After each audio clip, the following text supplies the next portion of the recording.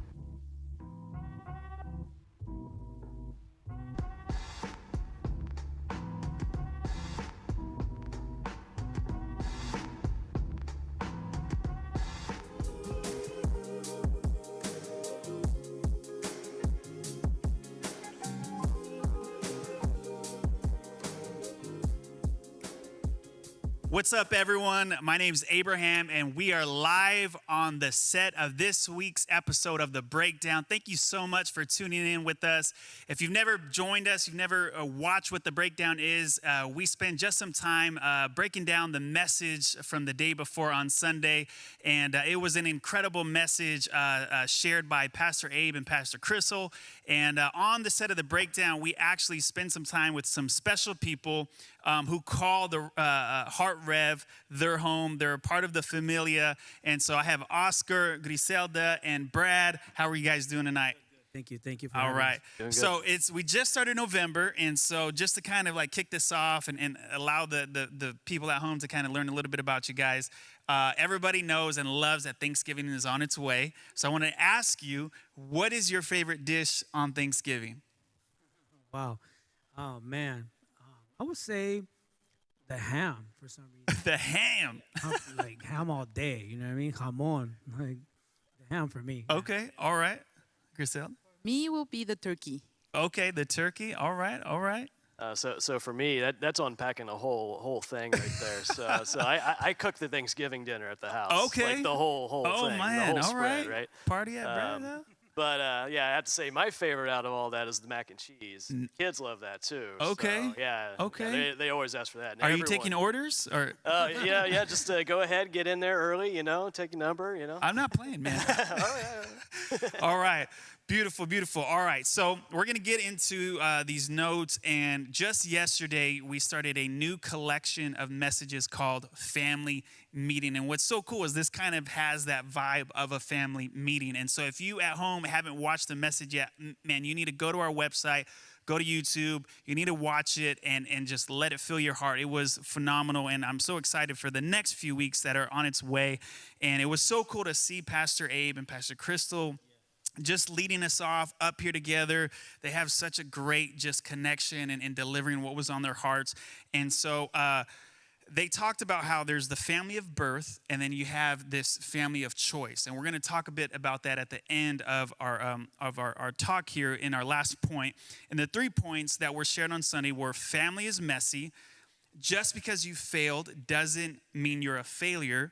Family is not always who you think, but it's always who you need. And in the first point, family is messy. Pastor Crystal said, there's no perfect families because there's no perfect people. And I believe it was actually Pastor Aid that said, not only our house is messy, but churches are messy too. And so you guys, we all have kids, right? You've got older kids, younger kids. I've got younger kids. You guys got younger and older as well. And you guys will probably recall this, but when our kids started going to preschool, for the first 3 months, they were coming home sick every other week they were sick. And we were like getting upset, like, what in the world, man? This should be a clean environment. These teachers aren't, disinfecting everything right. And we're like, it's the other parents, their houses are dirty. They're not doing their part in making sure their kids are taking their vitamins. You know what I mean? And I feel like what happens is people come to church and they're like, this church is messy. I'm supposed to get here to be healed. I'm supposed to be a part of something that's good. All these people are bad. And then you realize, like, when your kids are at school, you're like, oh, it's a part of it because their immune system starts building up and they're able to combat what's trying to get in their system. Same in our walk with God. Our faith builds. We understand more about God, more about our faith, and we start being able to navigate the family of church. And so, Oscar, I want to ask you, man, Heart Rev is really like the first church you've called home. Like, this is the first church you've wrapped your arms around and just said, like, man, this is where my family is. This is where we're going to thrive and grow.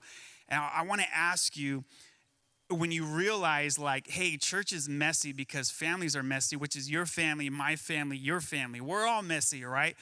But what has God done in your heart to ensure that you view the mess, not as a mess, but as a miracle by having his heart and his eyes for the mess? Yeah, that's a great question. For me, the way that God shows me and the way that I do it is a lot of people come and they're easy to point stuff out, or they're easy to say, well, a lot of comparison.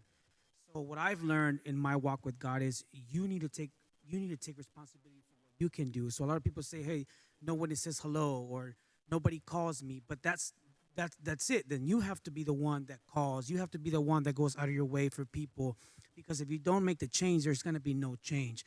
There's, just like you said, there's no perfect house, there's no perfect church. So what do we do is we take responsibility for our own walks with God and be the light, be the one that's reaching out, and be the one that's helping people. You gotta own it. You gotta own it. Yeah. Yeah. And you guys have kids, and you guys know what it's like to raise kids. And I don't know about you, but we do our best to keep a clean home. You know what I mean? And you guys have how many? 3, 4? 4 kids. So you've been through the process of what it's like to be like cleaning up after them, or then you get into the phase where you're telling them, hey, it's time for you to clean up after yourself, right? So how about you, for you, like how has that experience kind of enriched your experience here in being a part of a church family?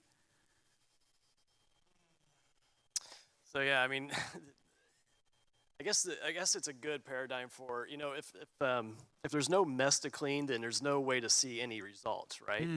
Okay. Think about it that way. So it's like it's a good analog. When you have children, they don't necessarily see their mess, but we're their parents and we can see it. And what we could do is guide them and steer them towards, well, this is what you should do. This is how it should look. Yeah.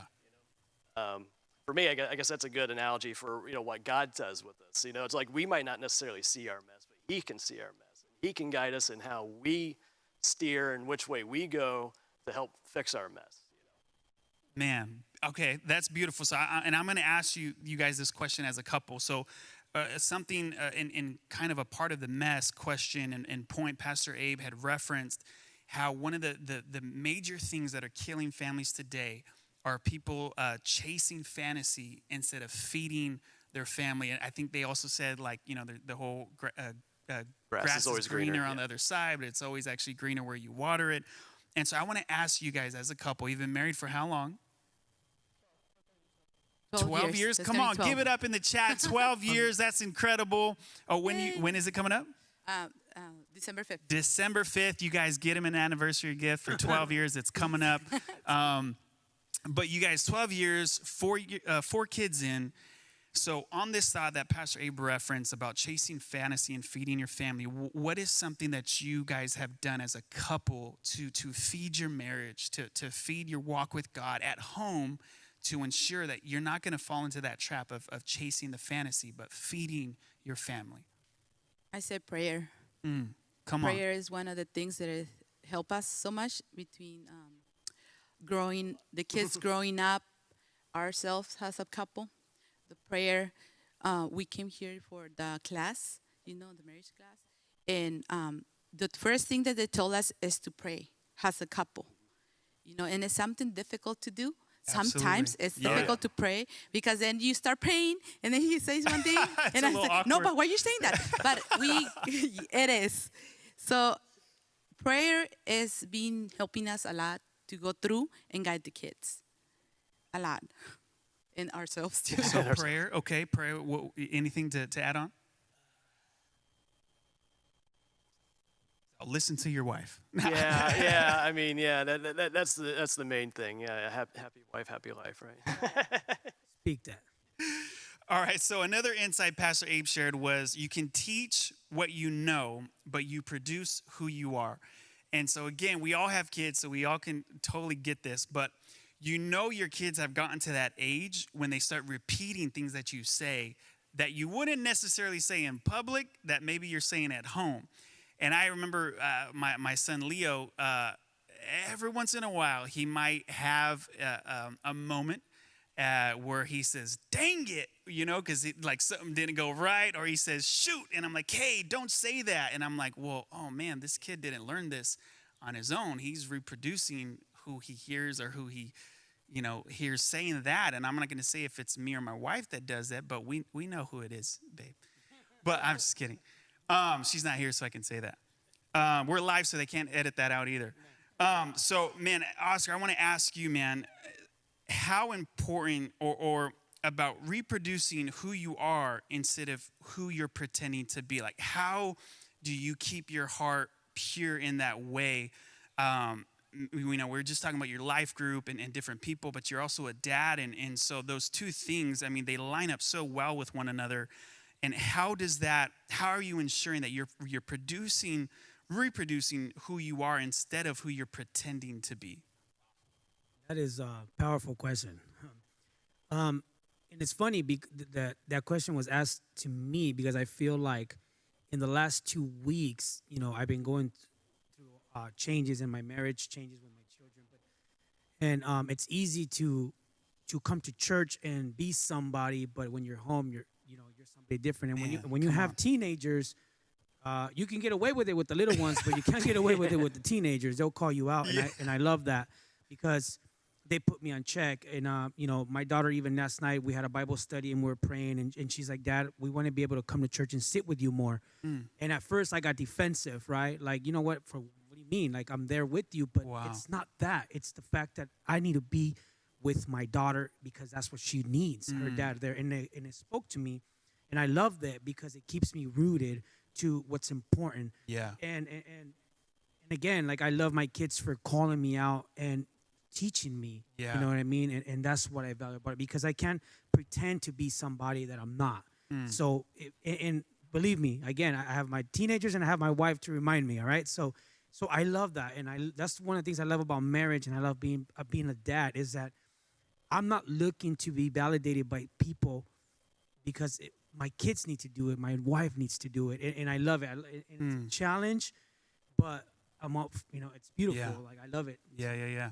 Yeah, and I love something Pastor Abe has really just been just encouraging families and just reminding families is a couple of things. And he's said things like, if you serving at church is costing your family smiles, he's like, then it's not for you. Like, he said, I promise you, if it ever gets to that point, it's not worth it. You know what I mean? And it will never cost you your family's smile. And I think that's like a moment of realizing, like, man, not that your daughter was broken or too upset about it, but she was like, hey, like, this matters. Like, and then us being able to surrender to that and be like, hey, like, yes, absolutely. Because I don't want to lose that smile, And, and she sent me a text today, and she's like, hey, Dad, I love you. I wasn't trying to be hard on you, but I get it. Right. And one of the things I did learn from Pastor Abe that he doesn't know that I got from him is one time I heard him, the way he schedules his schedule with his wife and with church stuff. So I heard it, I saw it, and then I implemented it. So now what I do is I create a schedule and I send it to my wife, and I go, babe, this is it. This is the schedule. It's just like Pastor Abe was saying with Pastor Crystal, you are going to get first dibs. Yeah. You are. That's it. You are this first fruits you're of first, Oscar. My kids, and then yeah, we have life group, we serve, but we can do it. Yeah. So if you're out there, trust me, structure your days because it works. It works. Yeah. All right. So point number 2 on Sunday was, just because you failed doesn't mean you're a failure. And it was so great what Pastor Crystal said, and it was, what defines your failure is the get back up. And she also described later on and during the same point, and she described pride, how it's like this deep hole. It creates like this pretend acting in us of you don't need help, or you're almost like exempt from help, right? Now, I'll just say firsthand, and I'm sure you fellas will agree with me, I've failed so many times as a husband, as a dad, and I'm sure my wife is at home watching saying, you ain't lying, right? But what I would also say, and believe she would say if she were here, is that the only way to get back up is for you to surrender your pride, because there's no way that anything will heal. You can't recover from it. You're just gonna be treading water. You're not really gonna be moving your life and your family and your marriage forward. And when we have that pride in it, and we've already made the mistake, right?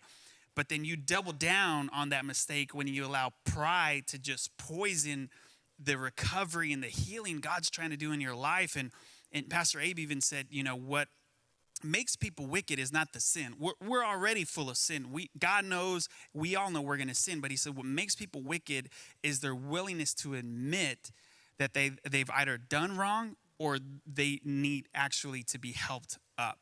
And so, Brad, man, I have to say this and just it means so much. You have such just a calm, tender, loving, and I'm sure your wife would say, he's very manly, but in a sense of like, I don't get pride from you is really what I'm saying. And Oscar knows you well, and he would tell me I was wrong if I was, but man, what do you do in your heart, or what has God done in your heart? And what do you do when you feel that pride maybe rising up in you as a dad or maybe as a husband and as a man, to ensure that, you know what, I made a mistake, I'm willing to admit it, and I'm not going to let pride deprive what God wants to do in my life. And other than your wife hitting you over the head with the komad, but maybe just like, what is God doing, in your heart at that moment? Yeah, that's a very interesting question. And yeah, I mean, I'm glad I come off that way now, because, man, I wasn't. I was very prideful, very, I like to say I hope I've changed a lot. She's all, amen. Amen. So pass the offering back at her. Gloria a Dios. Because, yeah, I mean, for me, like, the whole going to church and all that's new for me. Like, it's only in the last few years that I've actually been coming. She's been religiously going to church, but, like, all the time. She's always like, I just wish you would go. I just wish you would go. Like, nah, I'm good. I don't need it. I don't need that. And it took a while, but finally, like, one point, I'm like, yeah, I do need that. I can't do it on my own. It took a while to learn that. Yeah. And it's like, one of the things she was always, wife would always say to me is like, oh, I need help. I'm like, what are you talking about? I'm here, I'm doing stuff. But it's not what she meant. She's like, no, what she was meaning was, no, I need a man, man of God in the house. Wow. Not you, right? And it took me a while to like start breaking that guy down and to learn that. Yeah. And I'm still working on it. It still bubbles up every once in a while. And it's like, like sometimes you just, it happens. I mean, we're people, we have emotions, it's in there, and, past could always happen. That's one of the biggest downfalls. You just got to let go of past stuff. Otherwise, it's just going to come and just beat you over the head over and over again. Yeah. It's always going to come in between you. I mean, and the enemy's going to use that against you. Always. Absolutely. Anything in your path, he's going to take that and just put it right in between you. And every once in a while, we'll start getting there like, oh, wait a minute. Where are we going?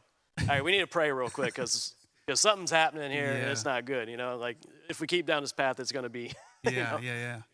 But no, it's good that one of the things Pastor Abe said, life and death is by your tongue. Right, and the power of the tongue. Yeah. And what you speak is literally what will happen. It took a while to learn that like if you speak ill or bad things or curse at each other, all that, you're just planting that seed of that'll come back later, Yeah. And one of the first things I learned when I started coming here was like, no, speak life. Yeah. Life. And I try to live by that. Yeah. Man, that's beautiful. And so I'm going to ask you, Griselda, a question in terms of seeing failure. And I know you guys have kids, and I'm not calling your kids a failure, but your kids, kids are older. What'd you say? Hey, pride. There's pride now.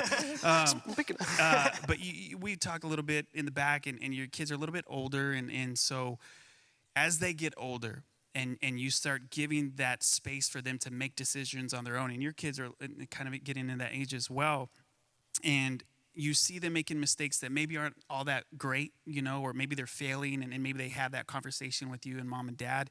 How much, and you referenced prayer earlier, how much does prayer play into or support, that the thought that the Holy Spirit and God's grace will always be greater than the mistakes that my children feel they have made and have maybe disappointed me, maybe let me down, or rising up and getting angry at the decision rather than helping them through it? Yeah, that's a hard question because it's hard when your kids they want to do their own, their own decisions, and you're saying no, this is going to the wrong path. But in a way, you have to, let them, but guide them, be around them. Yeah. Be around them, be prayerful, And it's really difficult to give it to God because God is saying, give it to me. Give your kids to me. I have the control. Yeah. Their voices start raising up. They want to have their own voice. They want to say, hey, it's time for me to say something. And I say, no, wait, Yeah. But in the mean way, one of the things that I remember one day, I was really sad. I was crying all the time because my son told me something that it hurt me, But in the mean way, I had to be prayerful. Yeah. I went to my room and I said, this is breaking me down. And it was really difficult, but in the mean way, I had to be prayerful. 3 years happened, and I got a word from God saying, remember, I didn't tell him. I just went to my room, and I say, God, this is hurtful. And I told him, and he said to me, remember 3 years ago what you told me? And I say, and I'm like, what? Like, remind me, what I'm.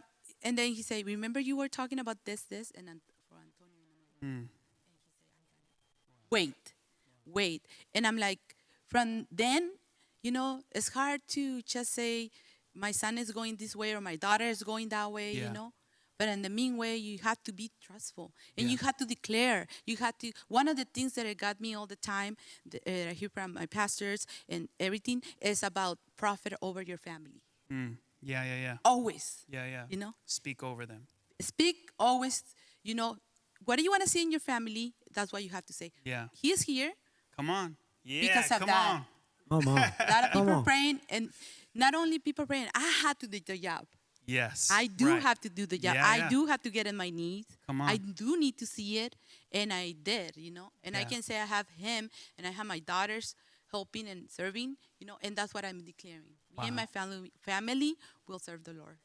So come on, everybody that's watching at home, don't stop praying for your children. Don't stop trusting that God has them in his hands, because really at the end of the day, they're his children more than they are Amen. our children, right? And so thank you so much, you guys. That was so amazing in sharing. So our last point on Sunday was family is not always who you think, but it's always who you need. And I shared a little bit on Sunday after service that I'm not from here. I'm from Northern California.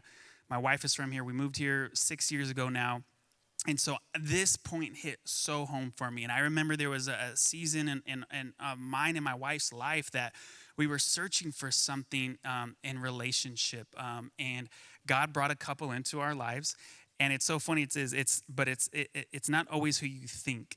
And it was actually Pastor Christian and Pastor Angela. We had never met. Shout out to PC and Pastor Ange. Amen. You guys are incredible. And I remember just developing this rapid relationship with Pastor Christian that happened so fast. And I had really never met him ever. And even just a few weeks ago, my wife and I, we were kind of just contemplating a decision, a big decision for our family and life. And we are here in service on Sunday, and God was just moving on our hearts and minds. And we got home that day, and she said, you know what? I was thinking about Pastor Christian and Pastor Angela today, and she said, and I know that they're not our parents, but she said, I feel like I could just put our head in their laps and just cry as if they were our mom and dad. And to us, like, that means so much. And I told her, I said, babe, that's so crazy, because I was actually thinking today in service, man, I could really use a hug from PC and cry on his shoulder. I literally had the same thought, but just in a different way. And so Pastor Abe said that God is so gracious. He's so loving. He knows exactly what to bring into your life, or who to bring into your life, and exactly when you need them in your life. And so we're on this series of I'm sorry, I just lost it, of family meeting. And so I want to ask you guys, on the heart of family, we've got about 5 minutes left. What has that meant for you to experience that family dynamic that they read, where Jesus tells John that this is now your mother, Mary, and Mary, now this is your son forever. And John then takes care of Mary for the rest of her days. And so I'll ask you guys first. Here at this being your home, what has that meant for you guys to meet people who are not your blood family, but has felt just like they are family? Yeah, no, definitely. Like, so for me, I'm not from here either. I was born and raised in Indiana. Come on, shout out Reggie Miller. Yep. Basketball, lots of basketball. So yeah, no, I don't have any family here at all in San Diego. Except for the family I chose, right? Yeah. But yeah, that was one of the coolest things. Like when we started coming here, and it was through a family member of her that kind of like, hey, because we had a church in Tijuana, but my Spanish isn't that great, and if you get into it, I'm just like, oh, I'm over my head now. But I can order tacos, so come on, somebody. There you go. Yeah. So he was like, hey, well, come. We've been going to this place. Let's come. All right, yeah, we'll do it. So we started coming here a couple of years ago now.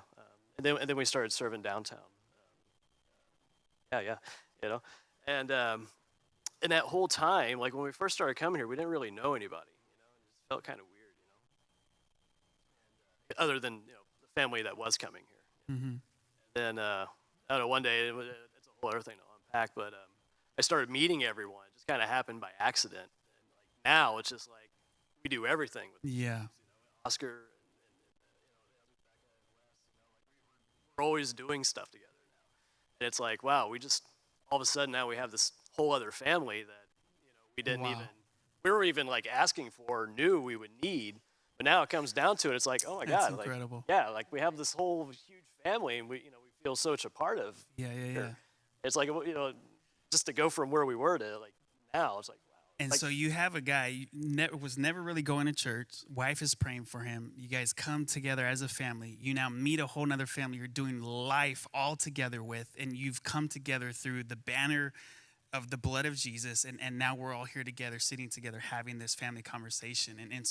And just really quickly, what does that mean for you? Well, real quick, just want to say to Brad and his wife, you guys are amazing. Brad, you have the most amazing heart. Your wife she's a prayer warrior, bro. I see you here in the dream team in the morning and out there in the parking lot. I love you. I appreciate your heart. That's the heart of a servant of God right there. And I love you guys. But for me, just real quick, and I know we're running out of time, is what you said earlier about having a couple. You need to have a couple.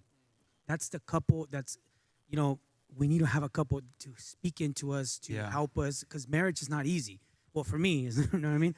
So I love that, and it's important to have people like you guys around. A lot of people come to church and they just chill. You're not going to learn nothing like that. You got to have people around you. Yeah. I love that you're praying. Like, that is what it's about. Like, I feel a certain energy when I'm around you guys. Yeah. It's a spirit. Right. Because we're people who are not perfect, we go through stuff, but we all come to the same God, the same Jesus, and we have each other. Yeah. So that's for me, it's when he's talking about family, and I love that Pastor Abe is talking about family, because that is what the kingdom of God is. It's family. It's wives and husbands and children, and falling and getting up, forgiving. And when I saw Pastor Abe and Pastor Crystal up here, that is what I'm talking about. Family-driven church. And right now what the world needs is more. And I'm not even preaching. I'm just saying. Come on, man. Let's go. No, I'm just saying, right now, families is everything, and it was great. Yeah. And as we continue to move forward, I'm sure as they unpack these next just weeks, it's going to be a beautiful experience. And so again, one more time to everybody at home, we want to thank you so much for tuning in to this week's episode of The Breakdown. Oscar, Griselda, Brad, thank you guys so much. Give them some love in the chats for all of their just heartfelt words that they shared with you guys. It was so much fun being here with you tonight. Thank you guys for sharing your heart, your life. If you see them here at church, man, you need to introduce yourself. They'll introduce themselves to you, because this experience of being what it is to be a part of Heart Rev family, this is it. This is what it's about. Amen. It's messy families learning and experiencing, living with one another, and saying, hey, I'm willing to grow just alongside with you. And so we want to remind you guys that every Sunday we are here at our indoor church experience at 9 and 11 a.m. We also have our outdoor experience set up where you can sit in a seat comfortably. We have screens out there. And for all of you that are still watching at home online, we love you. We're still here with you. We're praying with you. We're covering you. And we know you're still a part of the Heart Rev Church family. Don't forget that right on the corner outside in this parking lot is the dopest, freshest, just most incredible coffee. Come on, home coffee. It's amazing. What I love is that they are saying people are going there who don't even come to the church. It's that great of a coffee. And so you need to find your coffee at Home Coffee. And so we love you. We thank you for watching tonight. God bless.